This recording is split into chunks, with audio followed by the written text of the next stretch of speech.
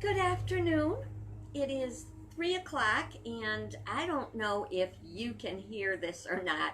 You probably will before we're done, but the lawn guy is out mowing. Now, all day long, when there was a chance for him to mow and nobody to hear it, he was not here. So, we're just going to deal with it because it's a commitment of mine that we get together every day and find ways to help us come through this difficult time. And how are we doing it? We're looking at it as a project, not a problem. And a part of our project is learning not only coping skills, because we are learning coping skills, but also we need to learn how to create a new future. And so for today, I have got, I would like to share with you something I call the graffiti principle.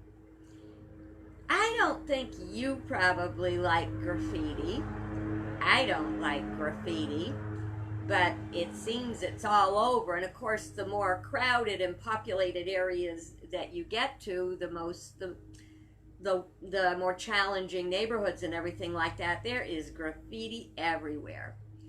I think you would agree, though, that by far more people do not like graffiti than like it.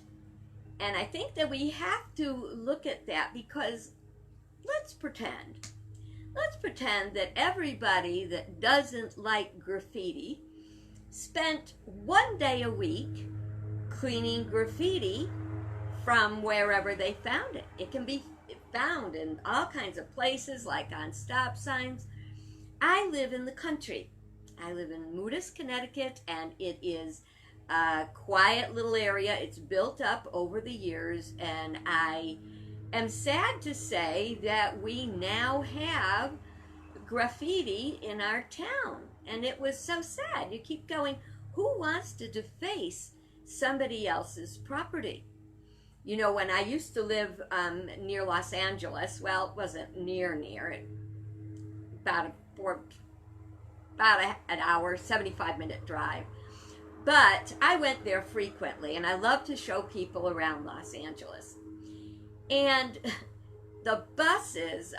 most of the buses are covered with graffiti, and it's so frustrating. And I caught like an 8-year-old little boy one time spraying a bus with graffiti. And I got out there and I gave him a piece of my mind. It probably wasn't the smartest thing to do. And he did run away. But I'm sure he found the next available bus and graffitied it. But I want to take today graffiti, and I want to look at it through the lens of our day-to-day lives. All around us is stuff that we don't like, but too often we don't do anything about it. Now, as I said, each person that doesn't like graffiti spent one day a week, or let's even say 2-3 hours a week, out there scrubbing away graffiti. I've even thought about, boy, I wonder if I could create a product called Graffiti Gone. And it would be something, you know, like in a spray can. You could take it, scrub it up a little bit, and it would be gone. But the bottom line is, if everybody does something, the majority of people who don't like the graffiti would overcome the number of people who do the graffiti. So that's one thing. And we have to know that as long as we sit and gripe about it, and let's say you can't go out and clean graffiti up, you can speak to your local authorities. You can gripe and complain and try to get the graffiti gone that way. And then there's that one other thing about getting rid of graffiti. How many times have I said, you've got to get to cause? Everything has a cause and an effect. if you want the effect that you're experiencing that is not making you happy to go away, you've got to get to the cause. So, what is the cause that is making the graffiti? Some probably usually kids that could use a little bit of teaching about respect. Boy, we can't reparent the world though, can we? But we can work in our own lives. And let's take the graffiti now and let's turn it into, let's see, what kind of graffiti do we have in our lives? How about nasty memes that are showing up on our Facebook? Things that are not true, things that are hurtful. We can get rid of those real easy. It's called delete. And it's called, if you have to, block. The bottom line is when enough people do something, the negative thing will stop appearing. Yes, we want to get to cause. Not everybody can get to cause. Most people that do graffiti, they just spray it and they're off. Sometimes it's what they're writing is symbols to each other, signals to where to meet, do things like that, or this is my turf. No, it's not your turf. Not in reality. It's not your turf. I'd love to see someone make people that do graffiti and get caught have to clean it up. Is that asking too much? Let's go back to our world and our lives today. The graffiti that is in our lives, the negativity, the acting out, is the acting out. So this really got me wound up today because we have a great little site in our town. It's called East Haddam-Moody's Resident Info Swap. So it's a way that the people in the community can talk to each other. And there's another one called Concerned Citizens of East Haddam. Well, somebody put in a post today that was saying, hey, wait a minute, I thought there was a rule that we had to wear masks out in public. And there is. You're supposed to be wearing a face mask, and it's to protect yourself and it's to protect others as well. I mean, I don't know about you, but I frankly don't. I want to see this doggone virus go away, not so I can get out of my house. Well, I'd like to get out of my house. I love my house. It's a good place to be, but, so I can get out. I don't want people to suffer, and I don't want to be afraid to suffer. And here's the bottom line. We're all in it together. Whether it's the graffiti on our buildings that is distressing us and degrading our property, or whether it is the stuff in our lives, the negative things that people are saying and doing that are causing pain and suffering. In Unity, we got a word for that. It's called useless suffering, and that is called sin. Isn't that something? Everybody's got their definition, and that is our definition of sin. Useless, unnecessary suffering. And I pray we can make it go away. Every person that is subjected to the virus that didn't have to be is a case of useless, unnecessary suffering. When we put on our mask to go out in public, it is an act of kindness. It is an act of love. But what do we do about the people who don't get it? I'll bet that if that little boy that I caught graffitiing that bus one day, I'll bet if somebody went home and graffitied all his toys. Sometimes we have to experience things to know why they're not right. Karma. You send something forth, it comes back. Cause and effect. How are we going to change the craziness we're in? We've talked about it before in my book, Rise of the False Gods. I talk about the false gods being Mammon, which is materialism, stuff, and Baal, which is ego, personality, the carnal nature, okay? And they all operate in ignorance. And we've got the 4 quadrants of consciousness that I talk about, which are the lower 2, human thinking and human emotions, and the upper 2 quadrants, which are intuitive, aligned with the higher divine mind, and sensing, which is the divine feeling. Thoughts and feelings are creative.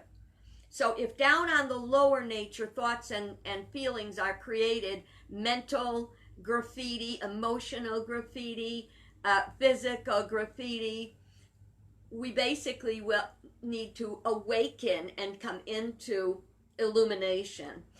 I don't know how to tell you this. I've said it before, but I want to remind you again, we are in a battle. And the battle is not a typical battle. It is ignorance versus enlightenment. I was really surprised a number of years ago when I discovered that not more people were on the enlightenment train than I thought. Oh, there was a bunch of us.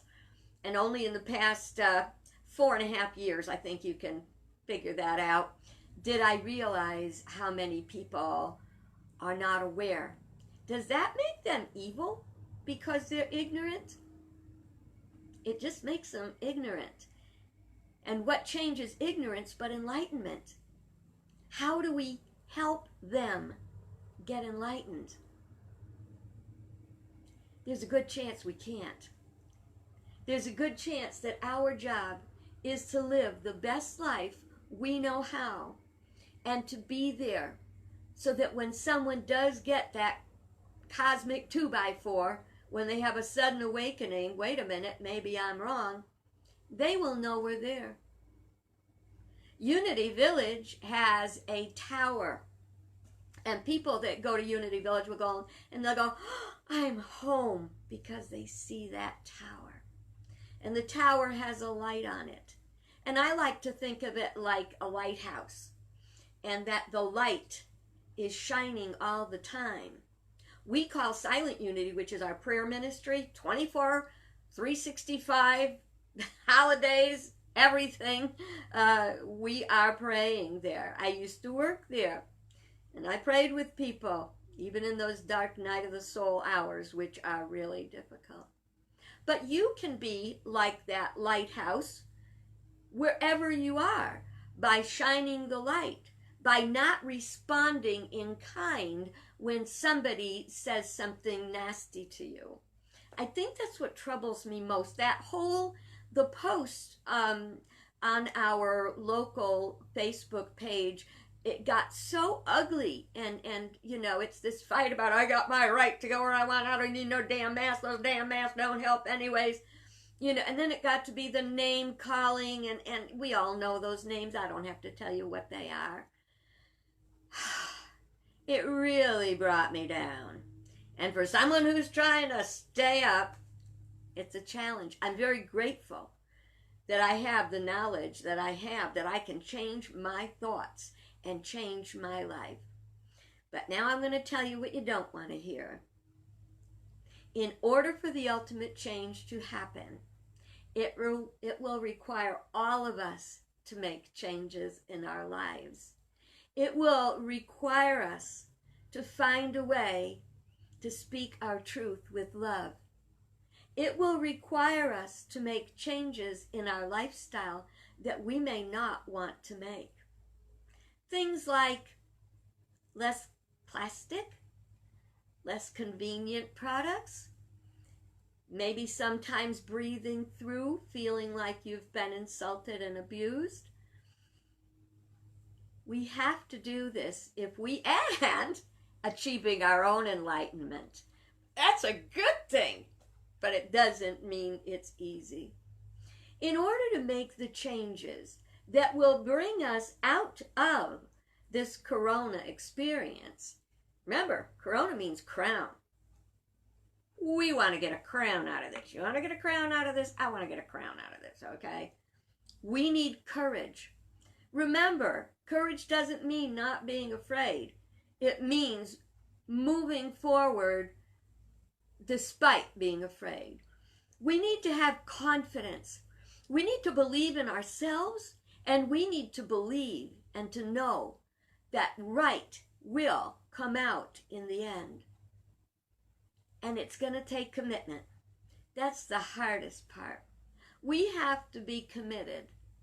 But the good news that I want to share with you is that I say it almost every day, but I think I have to say it every day because it's true every day.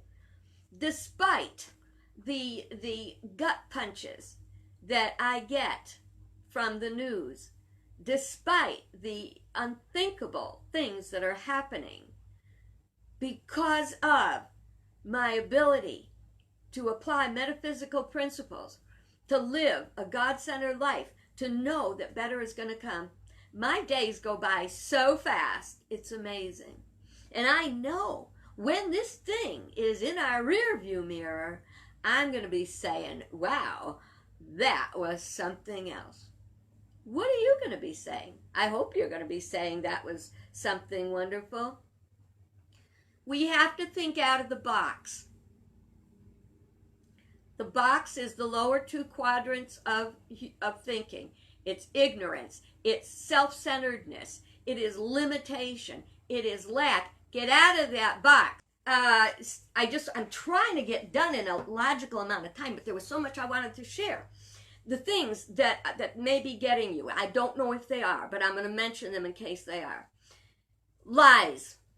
We have to address lies. Whenever something comes up that doesn't sound right to you, before you buy it, research it. It takes 30 seconds online. You can't research it, you call me. I'll research it for you. There was a big thing out saying the food chain is broken. Now that scared the living bejesus out of a lot of people. I'm going to tell you something. The food chain may have problems, but it's not as broken as Tyson would like you to think. Tyson wants to scare you that the food chain is broken because they want to get those meat packing centers where people are getting sick up and running again. You know what? Vegetarian, but I don't, if people want to eat meat, eat meat. But you don't have to gorge on meat. If we just cut back a little bit on our meat, we're not going to feel the punch. If we learn to pare it back a little bit, whatever it is, pare back the spending a little bit. Don't make so many prepared foods. It's easy to prepare food yourself, and it's a lot of fun. We're going to make it through this. And remember, Darwin did not say survival of the fittest. Darwin said survival of those with the ability to adapt. Be adaptable. I think that when I look back at the times when life was not so good, when it was financially very challenging for me, I want to tell you, I made it through. I learned how to pinch pennies and cut corners, and I was happy. I was not miserable. Just because we can't get what we want at the store doesn't, you can say there's nothing in the cupboard, there's nothing in the fridge, or you can say, what can I do with this? I did a brilliant one last night. I had a little potatoes, not enough for a full pot of soup, but I had some carrots. So I created potato and carrot soup. And as I'm thinking about it, I'm thinking, what am I going to put in here for a special flavor? And I decided to make it with a little smidge of curry and put in some garam masala and a little honey and a cinnamon stick I found. The stuff is there. Be creative. Up in the higher realm of consciousness, the ideas are totally unlimited. So, where are you going to be? Are you going to be thinking lack, limitation, those nasty people out there who are saying bad things? Or are you going to focus on the positive? I know it is important that we find a way to try to be there for the people who are not enlightened. to help them find it. But I'm going to tell you one thing. If you try to be a 100-watt bulb and somebody else, you're trying to impress them with truth and wisdom, you shine a 100-watt bulb on somebody, they're going to go, ugh, they're going to close those eyes real tight. Try your best to be there. Live a life that will make them ask one day, how do you do that? And if somebody is griping and complaining, see if you can take a deep breath and ask for a way to help them to turn it around. Well, that was a bit of a rant. And I hope that you kind of heard what I am saying. When you see and hear things that are the graffiti in your life, the things you want to go away, wash them away. Wash them away with positive thinking, positive living, positive action. Take positive action. Together, we can do it. Remember, we are interdependent. I know all the people out there that want to go do their own thing, they don't know it yet. I don't want to scare you, but I do want to tell you that they got to change too. In order for us to come through it, we got to come through it together. Wow. All right, there was something else I thought that I wished I had said something. The only thing I can think of is that necessity is the mother of invention. Oh, wait a minute. I just said one thing that needs to happen is that we need for the enlightenment to come to the ones who are in the dark. And necessity is the mother of invention. So I gave you some ideas on how to do it. What ideas do you have? What ideas do you have to turn those problems into projects? Thanks for taking the time to listen to me today. I'm sorry I was on a little bit of a rant, but I hope that giving you some ideas to think about, maybe it'll make it a little easier. God bless you good, and know that I behold the divinity in you. I even behold the divinity of those folks who are tap dancing on our last nerve. Maybe for them, we can be a positive influence. Who knows? Have a great day. God bless you.